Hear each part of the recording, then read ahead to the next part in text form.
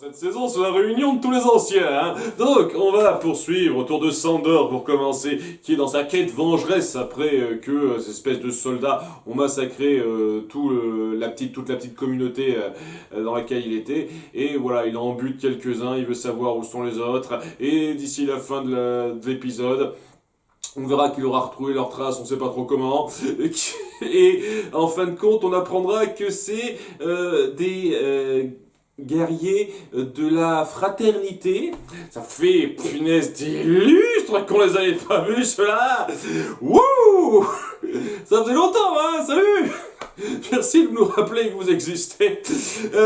Et ouais, en gros, ouais, ils ont mal représenté la fraternité, c'est pour ça qu'ils s'apprêtent à les pendre. Donc c'est même pas des chevaliers du royaume ou des terres du coin là, qui profitent mal de leur autorité, c'est des chevaliers de la fraternité qui sont censés s'en prendre aux mecs qui font les injustices, aux mecs au pouvoir qui font les injustices, qui font ça. C'est pas du tout logique comment ces mecs ont été recrutés, je me pose des tas de questions, mais ce sera pas développé plus que ça. Enfin bon, voilà quoi, il y a une espèce de débat complètement stupide, j'ai trouvé. Très gamin entre Sandor et les autres pour savoir qui tue qui en fait. Hein. Ah, c'est moi qui les ai chassés, laissez-moi les buter. Ah d'accord, mais t'en tues que 2 sur 3 et tu peux juste les pendre, hein, tu les éviscères pas comme tu veux le faire. En disant oh mais tu sais que c'est très rapide comme mort quoi, alors que si je les éviscère ça ira beaucoup moins vite. Sauf que la fois où on t'a vu faire ça, ça a duré une dizaine de secondes grand maximum. Hein. Genre, tu les décapites ou tu le fais saigner rapidement, mais après tu lui défonces la tête et ça se finit très vite. Hein, donc c'est pas si plus rapide que ça par rapport à ta méthode. Mais bon. Enfin bon, voilà quoi, il les tue et ça met une nouvelle. Un début de relation entre Sandor et la fraternité qui se disent tiens, et si on te recrutait chez nous. Sandor qui est un petit peu sceptique sur le coup, mais il a l'air parti pour accepter après quelques arguments. Genre, si t'as pu me battre et si t'as continué à vivre, c'est qu'il y a une raison à ça. Il se dit, peut-être. Pour l'instant, on sait pas trop, peut-être qu'il va accepter, peut-être pas. J'en sais rien, j'ai le sentiment qu'on veut vraiment essayer de continuer à faire quelque chose du personnage et qu'on trouve des excuses pour le fourrer dans des petits groupes qui existent encore. J'ai du mal à croire que parallèlement à ça, le bouquin voulait poursuivre le personnage, personnellement. En tout cas, voilà, c'est histoire de dire, c'est là. Maintenant, elle est, pour l'instant, semble-t-il, dans la fraternité. Tout se relie au maître de la lumière, hein, apparemment. Hein. D'ailleurs, en parlant de ça, on va voir un passage à Myrine où on montre que le bouche à oreille des partisans du Maître de la Lumière passe bien et donc ouais tout le monde se fait dire que c'est grâce à Daenerys qu'ils ont leur paix, tout ça ça va pas trop avoir d'impact quand on sait ce qui se passe après, mais bon c'est histoire de dire que c'est un peu poursuivi ça. Et Varys qui est un petit peu sceptique par rapport à ça lui aussi parce qu'il a du mal avec ses fanatiques, ce que je comprends très bien hein, parce que leur truc c'est quand même de foutre au bûcher ceux qui sont pas d'accord hein, techniquement, mais bon. Ou alors c'est seulement Mélisandre, je sais pas trop, on verra. En tout cas, ouais, il y a Varys qui part pour une mission, je sais pas trop laquelle, incognito pendant un petit moment, donc il dit au revoir à Tyrion dans une scène pas trop mal. Et après, il y a un moment que j'ai bien apprécié de légèreté autour de Tyrion et de Missandei et Vergris. Hein, on montre qu'ils ont pris le temps de se connaître un petit peu et qu'ils se lâchent un petit peu par rapport au fait qu'ils buvaient pas d'alcool avant, mais grâce à Tyrion qui insiste un petit peu, ils boivent un petit peu, ils se détendent, ils font même des petites blagues, ils essayent un petit peu de détendre l'atmosphère en se faisant des petites blagues, et j'avoue que c'est assez marrant. Des blagues un petit peu aussi par rapport à l'univers du coin, hein, donc c'est assez malin je trouve, hein, c'est ce petit moment de détente entre eux. Hein. Malheureusement, ça va pas durer très longtemps puisque à ce moment-là, il y a l'attaque des maîtres. Les maîtres ont affrété une flotte pour s'attaquer directement à Mérine. Histoire de dire que le plan de Tyrion, en fin de compte, il n'a pas marché. Et les questions que je me pose, pourquoi vous attaquez maintenant? Pourquoi vous avez attendu qu'il y ait une trêve pour les attaquer comme ça? Parce que élément de surprise.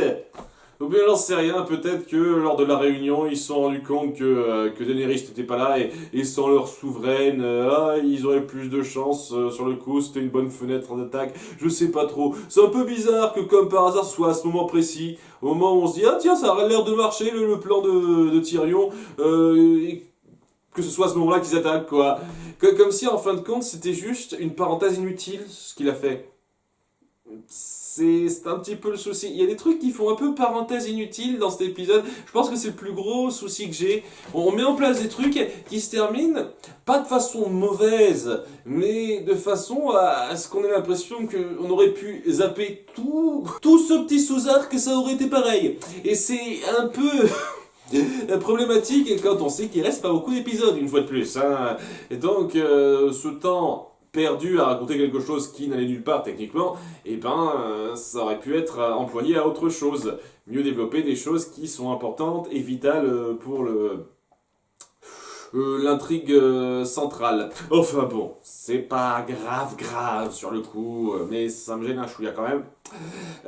Et donc voilà, c'est l'attaque, il y a Tyrion qui s'excuse, ok désolé je me suis planté, et il y a Vergrey qui dit ok on va les attendre, on n'attaque pas sur la plage directement, on va attendre qu'ils viennent à notre tour, en espérant qu'ils la détruisent pas avec je sais pas ce qu'ils lancent exactement à la tour, espèce de balle enflammée, ils enflamment des rochers, un truc comme ça, voilà, en espérant que ça ne détruise pas, on les attend et puis on combattra là.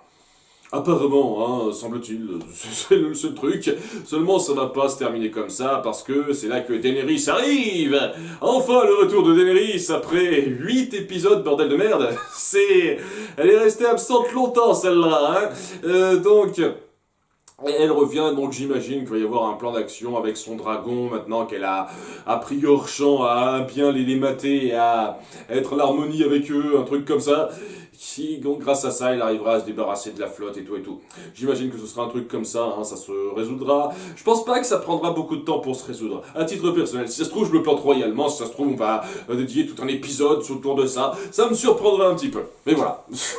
Donc voilà, c'était pas mal, hein, vraiment, il y a des moments de personnages que j'ai bien appréciés.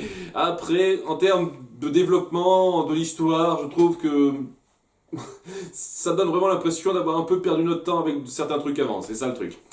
Ensuite, puisqu'on est un peu à parler de ça, autour d'Arya, on va donc avoir la suite et fin de son arc à Braavos, et donc le fait qu'elle a été blessée, et pour se soigner, elle se rend auprès de Lady Cigogne, la dame Cigogne, l'actrice qu'elle a sauvée auparavant, et donc elle l'accueille gentiment chez elle pour la remercier vaguement d'avoir été honnête avec elle. Il y a un petit lien qui se crée entre elles, et je me dis ouais, elle va crever celle-là, c'est évident, hein. avant de lui donner donc du lait de je sais plus trop quoi pour la faire dormir, histoire de dire que c'est la meilleure façon de penser ses plaies, ce qui est vrai, hein, faut dormir pour penser ses plaies.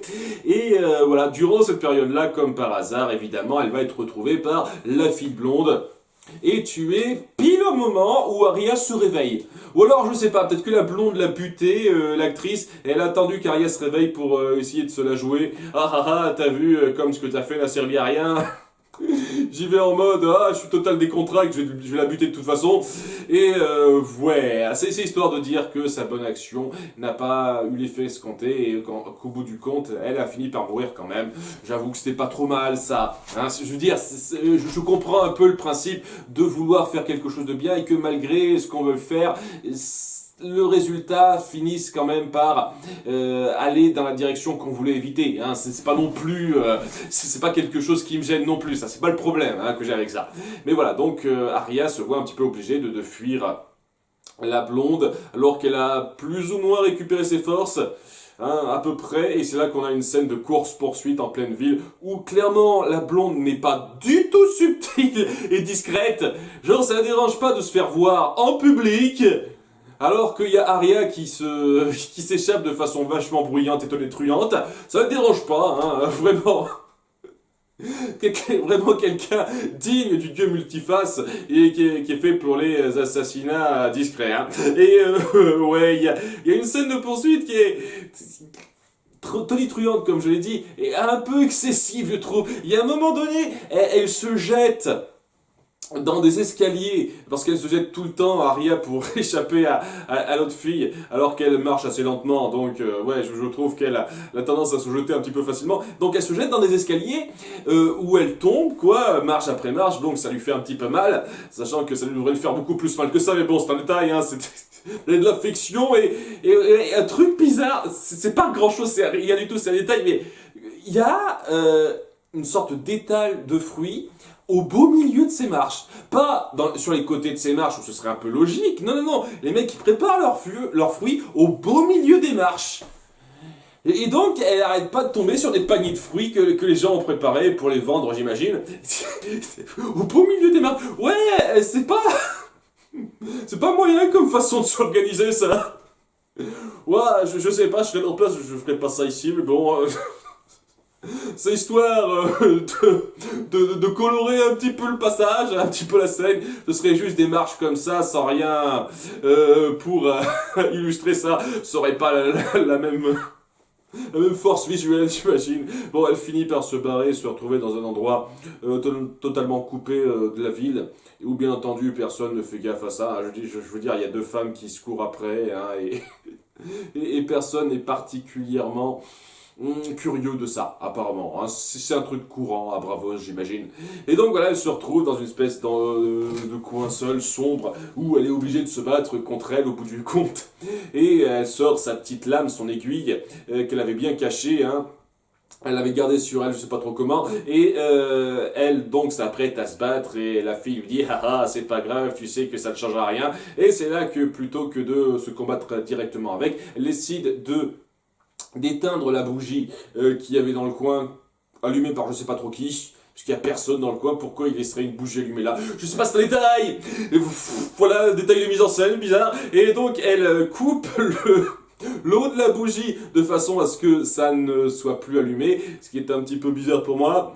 J'en sais rien quoi, tu coupes quand même un gros morceau de cire avec, ça devrait continuer à brûler. Je sais pas, je dis ça comme ça, si ça se trouve c'est le cas aussi, je ne sais pas. C'est pas grave. Mais voilà, c'est histoire de dire ah j'éteins la lumière et pfiou ellipse. En mettant le noir comme ça, elle a mis la chose à son avantage. Parce que j'imagine que la blonde n'a pas été entraînée à l'art de se battre les yeux fermés. Donc grâce à ça, elle a réussi à prendre l'avantage. Et on verra pas plus dans le détail comment Arya a réussi à la battre. Alors, la mise en scène, comme je l'ai dit, c'est un peu forcé, un petit peu gros. Mais je trouve que c'est un peu intelligent de rappeler ça, quoi. Comme quoi, elle a appris un petit peu à se débrouiller en étant aveugle, en étant privée de ce sens-là, alors que, semble-t-il, pas la blonde. Ça faisait pas partie de son cursus à elle, semble-t-il. Donc elle a réussi à la battre, et avant de quitter Braavos, elle repart voir Jaqen, en lui montrant le visage de la blonde. Voilà, un nouveau visage pour toi, t'as essayé de me faire tuer, mais maintenant, grâce à ça, je me suis un petit peu affirmé, et semble-t-il, Jaqen est content. Je ne suis pas personne, je ne suis pas une petite, je suis Arya Stark et je repars chez moi. Il a l'air content, il va dire ah belle détermination tout ça et genre j'ai prévu ça depuis le début ou un truc comme ça ou genre ah je suis content qu'elle ait choisi cette voie parce que bon on pouvait pas non plus les faire se combattre surtout dans l'état dans lequel elle était. Je pense que s'il voulait vraiment la combattre, elle se ferait pas le poids et ouais la mise en scène me pose un peu problème même si j'apprécie énormément l'idée. C'est un peu le truc. Voilà, la mise en scène aurait pu être, je sais pas, un peu plus détaillée sur certains points, certaines choses auraient pu être mieux amenées. Mais j'apprécie cette conclusion, sincèrement. Hein. J'apprécie le fait qu'elle respecte un petit peu les enseignements qu'elle a tirés de ça, mais qu'elle veut pas être définie par ce dieu multiface et elle veut clamer son identité. C'est pas mal ça, et c'est une espèce de conclusion assez forte que j'apprécie. Après, ouais, c'est un peu le souci, une fois de plus, et une grosse partie de ce qu'on a vu dans le fait qu'elles doivent accepter ou pas ce qui se passe, qu'elle est passée par énormément de trucs. Tout ça, ça m'a paru vraiment superflu. Et si on a joué sur quelques éléments dans cette conclusion, au bout du compte, l'entraînement d'Arya, on aurait pu zapper beaucoup de choses, quoi. Faire une ellipse un petit peu et montrer vraiment que des trucs importants, en montrer moins et ça aurait été pareil. Hein, on aurait juste pu passer quasiment direct à ce moment avec l'assassinat de l'actrice, planifié et tout, et je pense que ça aurait été plus efficace presque. Voilà, mais bon, c'est pas une mauvaise conclusion, j'ai apprécié ça, vraiment, hein, c'est pas mauvais du tout. À Port-Réal, on appuie rapidement que Cersei a la montagne de son côté, avec, je sais pas, des membres de la foi militante qui veulent la faire venir voir le Septon, si je me souviens bien que c'est comme ça qu'on dit là, enfin bon, le grand moineau. Et elle dit non, non, non, ouais, c'est un ordre, hein, et alors qu'ils essayent de se battre un petit peu, ils se rendent compte que face à la montagne, c'est pas trop la peine. Vraiment, c'est une putain de machine, ce mec, en fait, maintenant, hein. Il est quasi imbattable. Comment on va gérer ça à la fin, je sais pas trop. Mais c'est un peu bizarre quand même de la part de Qyburn. Je suis assez impatient de voir. J'espère qu'on le fera. Les motivations réelles de ce type, pourquoi il est vraiment totalement fidèle à Cersei, pourquoi il fait tout ce qu'il fait. Parce que voilà, le mec est capable de changer un type en une espèce de machine, tout ça, et il y a un moment donné, j'espère qu'on va essayer d'appuyer un petit peu d'où il sort totalement ce type, quelles sont ses motivations précises.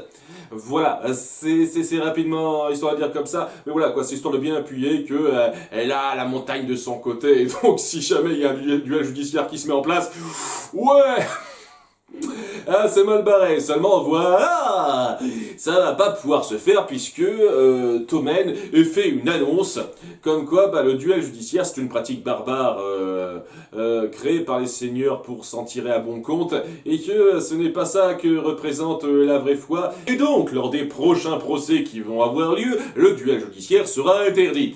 Donc elle est un petit peu dans la merde Cersei parce que voilà, elle peut pas s'en tirer comme ça, elle peut pas utiliser cette excuse-là. Alors, je trouve ça assez marrant qu'on dise rapidement qu'on peut bannir les duels judiciaires comme ça. Vraiment. Ça me fait bien marrer. Mais voilà. Les duels judiciaires, on peut les bannir comme ça. Il suffit d'un petit décret rapide du roi et c'est bon. C'est histoire d'appuyer que Cersei est dans la merde, et j'imagine qu'on va plus jouer la carte du « Ah, je te fais sortir en douce du palais » ou un truc comme ça. Ça va plus de faire ça, ils vont pas essayer j'imagine. Enfin bon, on faut voir par la suite, ça fait des lustres qui font traîner ces putains de procès pour Loras et pour Cersei. Au bout d'un moment, bah, je n'ai presque plus rien à foutre, quoi. C'est presque comme si on n'arrêtait pas de faire traîner ça. Mais bon, apparemment, ils ont fixé une date maintenant. Enfin, bordel de cul. Donc, voilà. Ça va pas tarder à venir normalement. En espérant que ça arrive avant la fin de la saison 6, peut-être. Faut peut-être attendre la saison 7. Ça durera jusque-là. Vraiment, ils ont fait traîner ça super longtemps, quand même. Hein. Voilà, cela dit, c'était histoire de faire avancer les choses un petit peu. Ça allait pas particulièrement loin, mais voilà, hein, voilà. Il n'y aura pas de duel judiciaire. Ça sera impossible. Ok, cool. Alors qu'il n'y aura qu'un seul duel judiciaire intéressant qui aura été fait dans le lot, finalement. Ensuite, il nous reste à voir le gros morceau, le morceau le plus important de cette partie-là, c'est-à-dire la prise de Vivseg. Où Brienne arrive enfin pour aller voir donc le Silure et embaucher lui et ses hommes pour aider Sansa dans le combat contre Ramsay et Bolton quoi. Et donc elle tombe sur l'armée de Jaime qui s'est mise en place et il va y avoir une petite retrouvaille assez jolie. Déjà il y aura un petit passage assez marrant, assez sympa autour de Bronn et de Podrick pour bien afficher qu'ils se connaissent un petit peu d'avant et que ils ont un petit peu un lien spécial puisqu'ils ont tous les deux travaillé pour Tyrion d'une façon ou d'une autre. Voilà, il y avait avec Bronn qui le charrie et Podrick qui est toujours le jeune sérieux. Avec Bronn au passage qui fait une petite remarque sur le fait que c'est un étalon qui a bien fait savoir ses prouesses. Histoire de dire qu'on rappelle ça quoi. Il a ça pour lui Podrick. C'est pas particulièrement remis en avant mais on signale que ça existe, c'est toujours là. Voilà, sinon il y aura surtout là les retrouvailles entre Brienne et Jaime qui discutent un petit peu de ce qu'ils se sont promis, de ce que Brienne a réussi à faire. Elle a réussi à retrouver Sansa et à lui octroyer son aide. Il y a ce moment assez fort entre eux, il y a vraiment ce respect entre ceux-là que j'apprécie énormément. Vraiment, le lien entre ceux-là est assez fort. Et Brienne finit par convaincre Jaime de la laisser essayer de convaincre le Silure et ses troupes de quitter le château pour pouvoir aller aider Sansa, comme ça ils pourront prendre Vivseg sans effusion de sang. Voilà, c'est un petit peu ce qu'elle essaye de faire. Jaime accepte en disant voilà, je te laisse jusqu'à la nuit.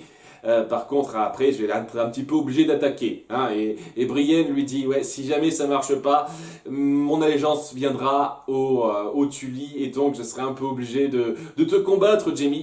Voilà, on sent ce côté besoin de suivre son devoir par rapport à ce qu'ils défendent l'un l'autre, malgré le respect fort et l'attachement qu'ils ont l'un envers l'autre. J'apprécie ça beaucoup, hein, vraiment. Et donc voilà, elle essaye de convaincre le Silure et il se dit non. Malgré les quelques arguments qu'elle donne, il se dit non, je sais que Sansa a son combat à faire, mais je suis un Tully, je veux défendre là où j'ai vécu jusqu'à la fin de ma vie. Hein, histoire de terminer, quoi, j'ai plus que ça pour moi. C'est la dernière chose que je me suis promise, je reste là. Il est un petit peu buté hein, dans ses intentions et donc Brienne se rend compte qu'elle a échoué et a fait envoyer un message à Sansa pour dire qu'elle va devoir rentrer un petit peu seule. Et c'est là que pendant ce temps-là, Jaime fomente un autre plan pour faire en sorte de vaincre Vivseg, de conquérir Vivseg sans effusion de sang. Et c'est là qu'il parle avec Edmure, qu'il a emprisonné, a enfermé, etc. Un autre moment de conversation que j'aime beaucoup entre ces deux-là, hein, bien porté par le texte et par les acteurs. Une fois de plus, hein, pour la énième fois je dis ça, mais vraiment, hein, le texte est super bien écrit. Et voilà, il finit un peu par convaincre Edmure en disant qu'il est prêt à tout pour celle qu'il aime, Cersei, et ça ne le dérange pas de massacrer tous les Tully, etc. Et il lui propose une autre option, de faire en sorte de pas massacrer tout le monde s'il est un peu de son côté. Et donc Edmure, en dépit du fait qu'il n'a pas beaucoup de respect pour lui, il se dit ok, je vais un petit peu suivre ça, et c'est là qu'il est libéré en échange de livrer Vivseg à Jaime et son armée, et c'est ce qu'il fait, quoi, il revient, quoi, c'est lui le digne lord, seigneur de Vivseg et pas son oncle, donc les soldats se sentent un petit peu obligés de lui obéir à lui lorsqu'il dit d'ouvrir les portes et de rendre les armes. Alors, je sais pas, je trouve que c'est un petit peu des gros faire-valoir qui se foutent royalement de tout le reste, les soldats. Genre, ah, j'obéis aux ordres de la personne qui est légalement en droit de me les donner. Donc, étant donné que Edmure a plus le droit de me donner des ordres que vous, Silure, bah, c'est lui qui décide. Voilà. Et c'est tout, hein. On n'en fait pas plus. Ils rendent les armes rapidement, comme ça. Edmure dit, ok, très bien, rendez les armes, tout ça, tout le monde dit, ok. Tandis que le Silure fait en sorte que Brienne et Podrick puissent se barrer par le petit ruisseau qui passe par-dessous le château en barque, tandis que ouais, son dernier acte pour lui ce sera de défendre Vivseg, même s'il sait qu'il va crever, ouais, je vais me battre jusqu'au bout. Et, voilà, il y a une fois de plus cette abnégation, cette résolution inflexible dans le dernier acte de bravoure qu'il veut avoir, que je trouve assez joli. Mais voilà, quand on analyse ça au bout du compte, étant donné que Brienne et Podrick rentrent bredouilles, ça n'a servi absolument à rien ce truc-là pour eux, et étant donné que Vivseg est repris, et que la seule chose qu'on a de plus par rapport à ça, par rapport à la situation au bout du compte, c'est que Edmure est en vie, et obéit bêtement à la royauté, et j'imagine qu'il va obéir bêtement aux frais. C'était bien la peine de mettre en place ce segment, toute cette partie où le grand-oncle a survécu, il a organisé cette espèce de défense, de rébellion rapide, pour qu'en fin de compte, ça n'amène à rien, ça n'apporte rien, ce sera des faits, et voilà. J'imagine que c'est pour mettre en avant le fait que Jaime a un fait d'armes, a su se racheter un petit peu par rapport à ça, et donc il va pouvoir revenir après le petit moment rapide, et je dis bien rapide, de crime de lèse-majesté presque. Il a fait il y a 2 épisodes de ça en s'attaquant à la foi militante, donc wow, bonne résolution, hein, heureusement que vous avez mis ça en place. Ouais, il n'y a pas grand chose d'accompli là-dessus, et j'ai le sentiment que une fois de plus, vous auriez pu virer tout ça, toute cette partie avec le grand-oncle qui s'est enfui, etc. Donc Vivsec qui devait être repris, et ça aurait été pareil. Non pas pour dire que ça n'a pas amené de bons moments de personnage, le moment de personnage, surtout entre Brienne et Jaime, était bon, hein, j'ai apprécié ça. Même le passage de fin, lorsqu'elle s'enfuit et que seul Jaime la voit, évidemment, que Jaime qui les voit, et qu'il informe personne, il fait juste un au revoir de la main, histoire de dire, genre, c'est la dernière fois qu'on sera amicaux, presque. La prochaine fois qu'on se verra, ce sera pour se battre et il y aura rien à faire face à ça. C'est assez bon. C'est assez joli entre les deux personnages, je le reconnais. Je reconnais qu'il y a de bons moments de personnages, mais en termes de scénario, vous auriez pu virer toute cette partie-là, ça serait revenu au même. Et je sais pas, est-ce qu'on va avoir une vengeance contre les Frey à un moment donné, contre Lord Frey, parce que vraiment, je suis impatient pour ça, s'il vous plaît. Faites qu'il meure, ce connard, hein, s'il vous plaît. En tout cas, ouais, c'est un peu là que ça se termine, il n'y a rien de plus à dire. C'est un peu ce que j'ai à reprocher vaguement aux 2-3 derniers épisodes, c'est pas mauvais du tout, j'apprécie vraiment. Mais ça fait progresser les choses de façon correcte, sans qu'il y ait rien de grandement marquant en termes de rebondissement, en termes d'histoire. Il y a quelques moments de personnages qui sont jolis, mais rien de supra-transcendant non plus. Voilà, l'histoire avance. Et c'est pas pour dire que c'est mauvais ou quoi que ce soit, l'histoire avance bien, mais il n'y a aucun moment qui me fasse dire wow. Mais ça reste de bonne facture, vraiment. Et vu que l'épisode suivant c'est l'épisode 9 de la saison, le dernier épisode 9 qu'on aura, vu que les saisons 7 et 8 n'ont pas 10 épisodes, eh ben peut-être qu'il faut s'attendre à quelque chose de fort, peut-être une espèce de grand moment, de rebondissement, de grand combat, nous verrons. En tout cas, merci d'avoir suivi, à très bientôt pour la suite, bye.